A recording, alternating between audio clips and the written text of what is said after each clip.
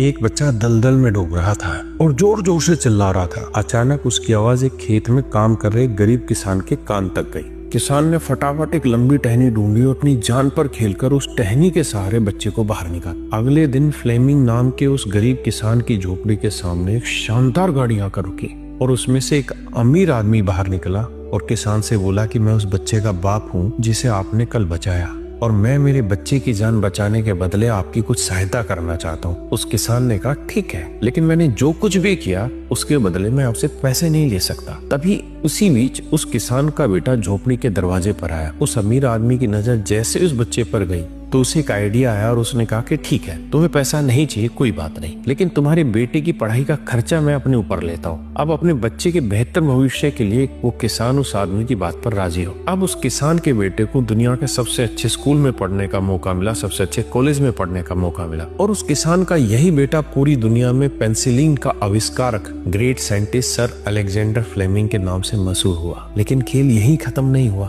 और कुछ साल बाद उस अमीर आदमी के बेटे को निमोनिया हो गया और उसकी जान सर अलेक्जेंडर फ्लेमिंग द्वारा बनाए गए पेंसिलिन के इंजेक्शन से ही बच पाई। और उस अमीर आदमी के बेटे का नाम था विंस्टन चर्चिल, जो 2 बार ब्रिटेन के प्रधानमंत्री रहे। दोस्तों, शायद इसीलिए कहते हैं कि कर्म हमेशा घूम कर आते हैं, इसलिए हमेशा दूसरों का अच्छा करें ताकि आपके साथ भी हमेशा अच्छा हो।